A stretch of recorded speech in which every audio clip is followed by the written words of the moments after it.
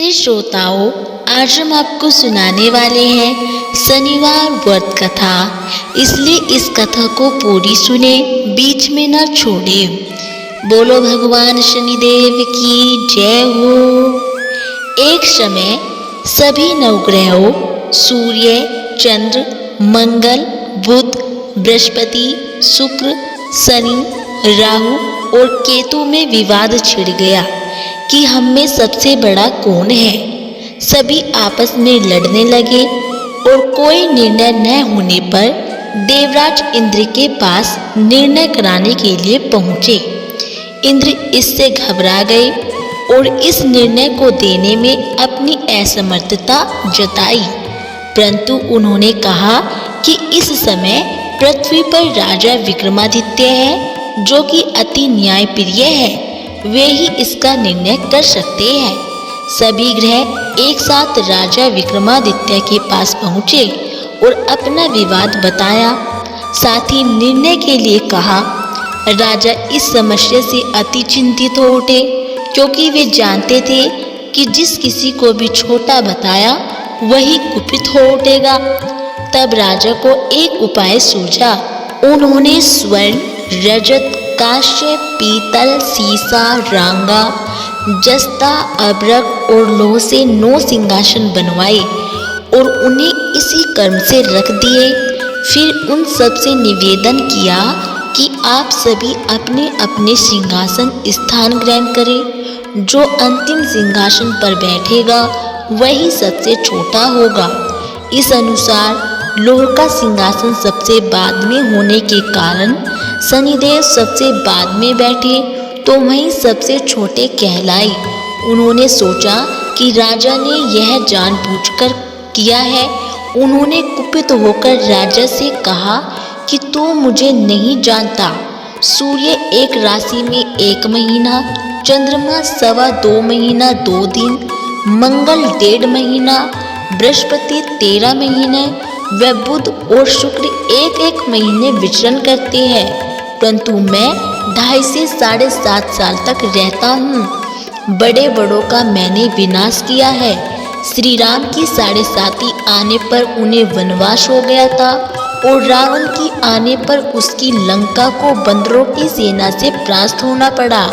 अब तुम सावधान रहना। ऐसा कहकर कुपित होते हुए शनिदेव वहाँ से चले गए। अन्य देवता खुशी खुशी चले गए। कुछ समय बाद राजा की 7.5 आई। तब शनिदेव घोड़ों के सौदागर बनकर वहाँ आए और उनके साथ कई बढ़िया घोड़े थे। राजा ने यह समाचार सुन अपने अश्वपाल को अच्छे घोड़े खरीदने की आज्ञा दी। उसने कई अच्छे घोड़े खरीदे व एक सर्वोत्तम घोड़े को राजा को सवारी हेतु दिया। राजा जो ही उस पर बैठा, वह घोड़ा सरपट वन की ओर भागा और भीषण वन में पहुंच गया। वह अंतर्ध्यान हो गया और राजा भूखा प्यासा भटकता रहा। तब एक ग्वाले ने उसे पानी पिलाया। राजा ने प्रसन्न होकर उसे अपनी अंगूठी दी। वह अंगूठी देकर राजा नगर को चल दिया। वहाँ अपना नाम उज्जैन निवासी वीका बताया। वहाँ एक सेठ की दुकान में उसने जल इत्यादि पिया और कुछ विश्राम भी किया। भाग्यवश उस दिन सेठ की बड़ी बिक्री हुई और सेठ उसे खाना इत्यादि कराने खुश होकर अपने साथ घर ले गया।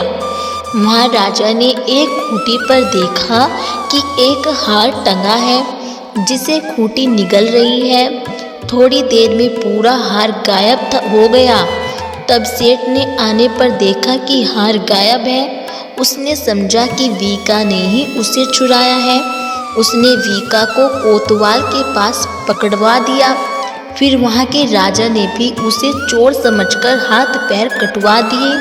वह चोरंगिया बन गया और नगर के बाहर फेंकवा दिया गया। वहाँ से एक तेली निकल रहा था, जिसे दया आई और उसने वीका को अपनी गाड़ी में बिठा लिया।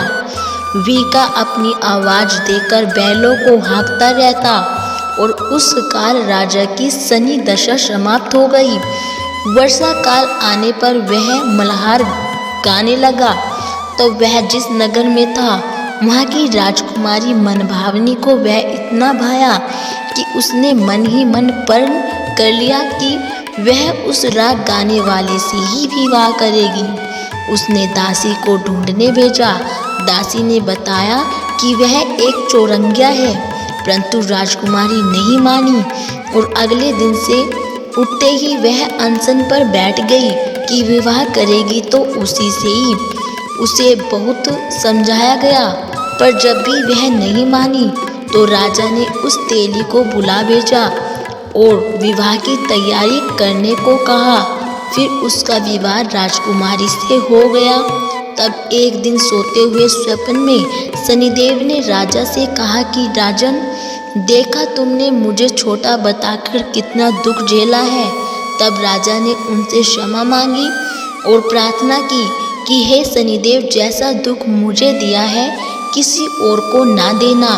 शनिदेव मान गए और कहा, जो मेरी कथा और व्रत कहेगा उसे मेरी दशा में कोई दुख न होगा। जो नित्य मेरा ध्यान करेगा और चींटियों को आटा डालेगा उसके सारे मनोरथ पूर्ण होंगे। साथ ही राजा को हाथ पैर भी वापस दिए गए। प्रातः आंख खुलने पर राजकुमारी ने देखा तो वह आश्चर्यचकित रह गई।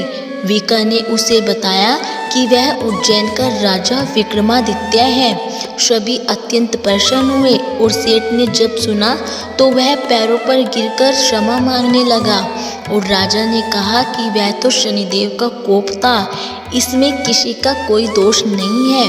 सेठ ने फिर भी निवेदन किया कि मुझे शांति तभी मिलेगी जब आप मेरे घर चलकर भोजन करेंगे।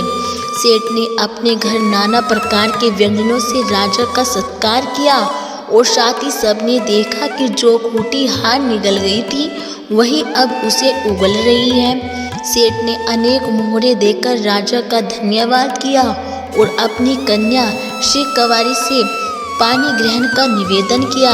राजा ने सहर्ष स्वीकार कर लिया और कुछ समय पश्चात राजा अपनी दोनों रानियों मनभावनी और श्री कुमारी को सभी उपहार सहित लेकर उज्जैन नगरी को चले। वहाँ पूर्ववासियों ने सीमा पर ही उनका स्वागत किया और सारे नगर में दीपमाला हुई। वह सबने खुशी मनाई। राजा ने घोषणा की कि मैंने शनिदेव को सबसे छोटा बताया था, जबकि असल में वही सर्वोपरि है। तब से सारे राज्य में शनिदेव की पूजा और कथा नियमित होने लगी। सारी प्रजा ने बहुत समय खुशी और आनंद के साथ बिताया। जो कोई शनिदेव की इस कथा को सुनता या पढ़ता है उसके सारे दुख दूर हो जाते हैं और व्रत के दिन इस कथा को अवश्य पढ़ना चाहिए। बोलो जय शनिदेव महाराज की जय। तो दोस्तों, अगर आपको हमारी कथा अच्छी लगी हो तो प्लीज़ हमारी वीडियो को लाइक करें और चैनल को सब्सक्राइब करना ना भूलें।